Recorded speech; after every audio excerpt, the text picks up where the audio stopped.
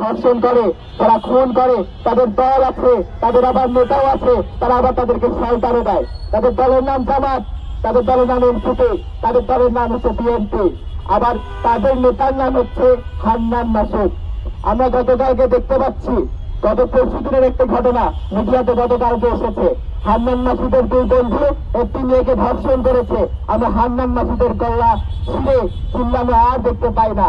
প্রিয় বন্ধুরা, আমার পূর্ববর্তী কর্মক বলে গেছেন যে এই গণঅভ্যুত্থানের চেতনা নিয়ে 6টি আসন পেয়ে আপনারা কি এই ধর্ষণকে জাস্টিফাই করতে চান কিনা?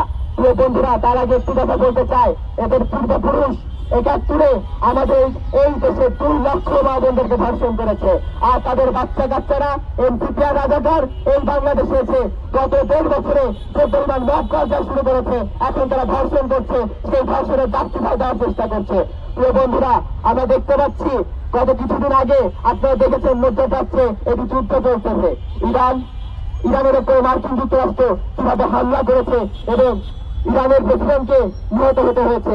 আমরা দেখলাম আমাদের পররাষ্ট্রমন্ত্রী উনি একটি প্রেস রিলিজ দিলেন, সেখানে বললেন ইরান নাকি মধ্যপ্রাচ্যকে উত্তপ্ত করতেছে। আমরা বলতে চাই এই প্রেস রিলিজ একান্তই ওরা নিজের প্রেস রিলিজ, এটা ওরা একান্তই নিজের বক্তব্য।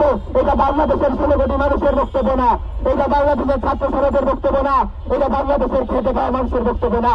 প্রিয় বন্ধুরা, আজকে এই এমন এক মুহূর্তে আমরা দাঁড়িয়ে আছি, এমন এক পরিস্থিতি দাঁড়িয়ে আছি, সেই পরিস্থিতিতে আমাদেরকে গত ইন্টারিমেরা বলে আপনাদেরকে স্মরণ করিয়ে দেই, আমরা ধর্ষণের বিরুদ্ধে আন্দোলন করতে গিয়েছিলাম, তখন ডিসি বাসুদের নেতৃত্বে আমাদের বোনদের তুলে ধরে পিটিয়েছিল তারা।